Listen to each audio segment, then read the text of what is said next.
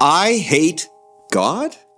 At least that's what Scripture says, that there's this hostility that exists between God and me. See, the Apostle Paul says the natural inclination of our human hearts is to be at war with the things of God and with God himself.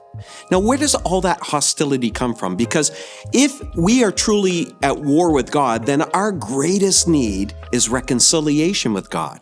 Now, I didn't say your most pressing need. We often get into a relationship or in the orbit of God based on some sort of pressing need that makes us aware of our own vulnerability or our mortality, so we connect to God in those moments. But he's saying there's a greater need than your most pressing need, and it's reconciliation with God. Where did all that hostility come from? How did we become strangers with God? Well, as being a pastor for 30 years, I've met with hundreds of couples, and I've seen some couples who were in love, all of a sudden, not just in hostility, they're like strangers to each other. How does that happen? Well, they fall in love. And they usually fall in love with some sort of characteristic of the person opposites kind of attract, that they love so much about them. But at some point in time, anger enters into that relationship.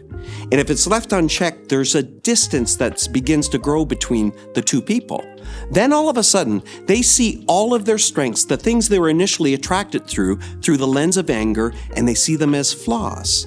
You know, we do the same thing with God. We see God through the lens of hostility, it says in Scripture, so that we see his justice as being cruel. Who is he to hold us accountable for something that we don't believe or we don't think should be the standard?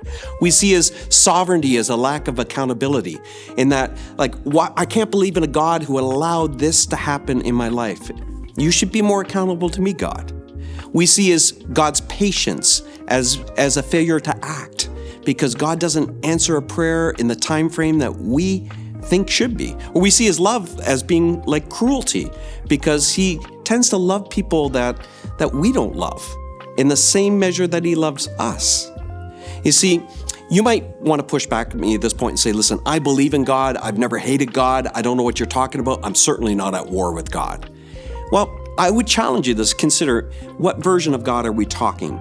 The version in the Bible or the version that we have in our minds about who God is?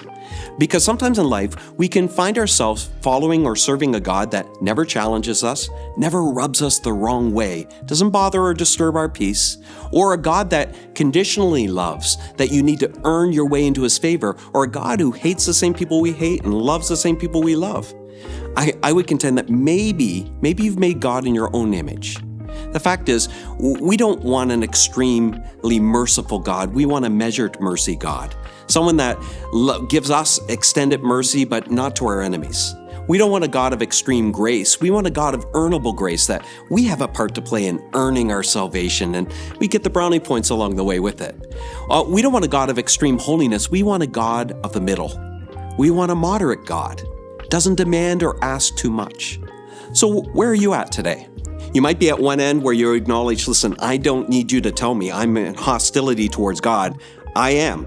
Things have happened, stuff has happened, or maybe stuff hasn't happened, and you're at war with God. Or maybe you're at the other extreme where you've created a designer God who just does everything you want, when you want, and how you want. How do you get at this place where you can have peace with God and reconcile wherever you are in the continuum? I want to encourage you today to look at the person of Jesus. Look at his example. Look at his kindness and his love, but also look at his justice and his righteousness. In him, you see God.